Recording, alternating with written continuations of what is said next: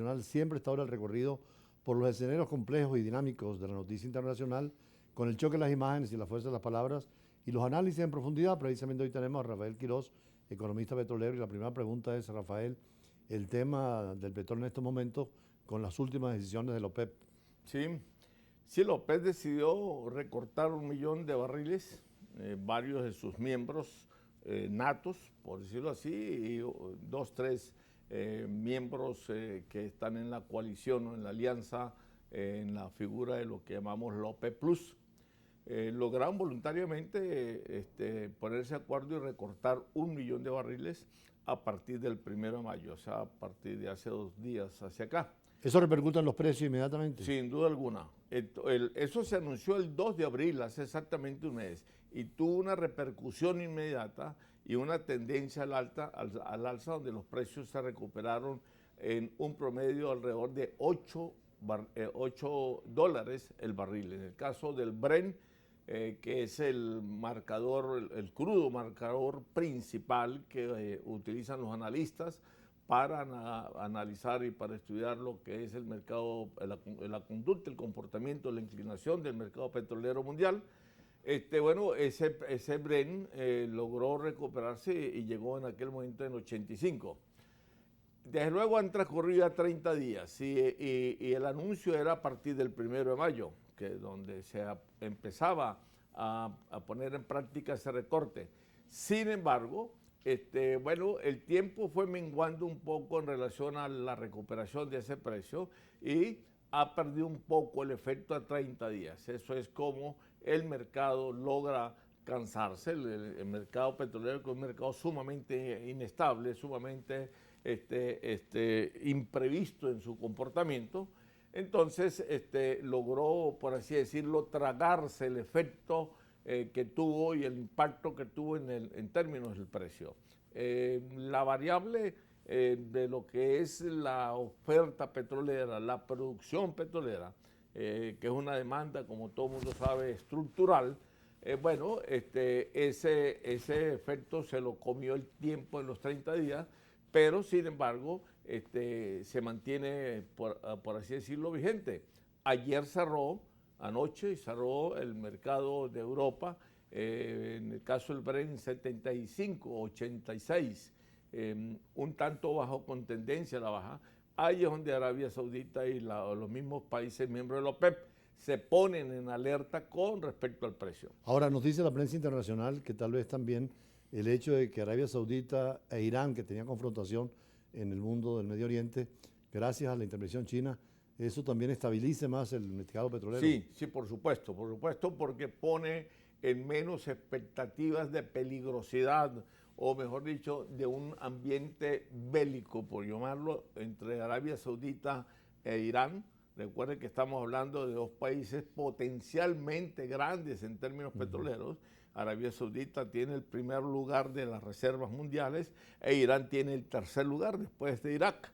Entonces, por supuesto, una confrontación o unos roces, aunque sean diplomáticos, eso lo agarra el mercado. El mercado petrolero es el mercado más sensible, es el mercado que tiene más sensibilidad a los efectos de copiar las señales que se le mandan o que se le envían. Y entonces, en el caso de Arabia Saudita e Irán, por supuesto, una especie de roce diplomático entre ellos, o una ligera posibilidad de bélica supuesta entre ellos, eso acusa, por supuesto, el precio hacia arriba, porque cobra lo que llamamos una prima por riesgo del suministro. Entonces, eso es una variable que, aun cuando sea coyuntural, es de tipo geopolítico y, por supuesto, forma parte de lo que es la formación de la estructura del precio petrolero. Y hablando de la geopolítica del petróleo, ¿cómo alinearían los productores de petróleo, inclusive la OPEP Plus, con Irán y con Arabia Saudita en esa confrontación permanente? Pues alinean de una forma bastante bien, porque ellos hoy en día, los 23 países que conforman la OPEP Plus, han decidido y están determinados, por supuesto, aplicar una política de regulación de la producción de los volúmenes de barriles que produce la OPEP. Entonces, es decir, que ponen la variable que es producción y por consiguiente la oferta petrolera la ponen en función del precio. Es decir, la OPEP Plus baja la producción petrolera en la medida en que requiera de que los precios suban un poco o aumenta la producción petrolera a los efectos de que los precios no sigan subiendo. Es decir, busca un equilibrio entre oferta y demanda. Y eso es lo importante de la OPEP Plus, que no solamente está en función del precio del petróleo, que es una variable bastante importante, sobre todo para ellos en términos de exportaciones petroleras, sino que además está en función del equilibrio que debe establecerse entre oferta y demanda, que son las dos variables estructurales más fundamentales de mayor peso, de mayor determinación, que definen el precio de los hidrocarburos. Ahora, cuando se habla del Medio Oriente, la gente siempre piensa en el petróleo, pero ¿dónde más hay petróleo? Porque el recurso es escaso, por eso el precio del petróleo, en relación con otros continentes, ¿cómo están las reservas petroleras? Sí, bueno, dejó claro de que es escaso en el mundo desarrollado. El mundo desarrollado, repito, capitaneado, por llamarlo así, por Estados Unidos y por Canadá y por Francia, el grupo de la OCDE, que son 20, son los países más desarrollados, que son los que más demandan energía y por consiguiente los que más necesitan de petróleo, en tanto en cuanto es el petróleo, la materia prima que mueve al mundo desarrollado. Entonces, ahí se conjuga algo bastante interesante.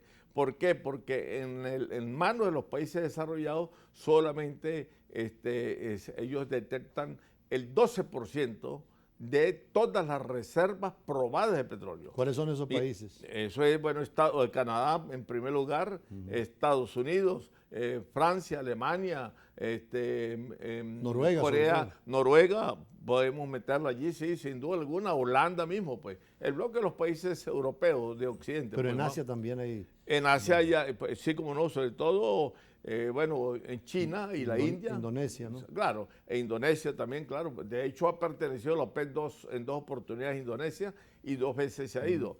Pero entonces se plantea una especie de trifulca o de confrontación entre los países altamente desarrollados que tienen pocas reservas de petróleo y que consumen bastante energía y bastante petróleo diariamente versus el bloque de los países emergentes, que es donde se deposita, donde hay el 88% de todas las reservas mundiales de petróleo. Interesante esta observación. Vamos a ir al corte y seguimos con el entrevistado de hoy, que es uno de los que conoce más el tema petrolero en Venezuela y que para Venezuela es fundamental toda reflexión sobre el petróleo. Ya regresamos.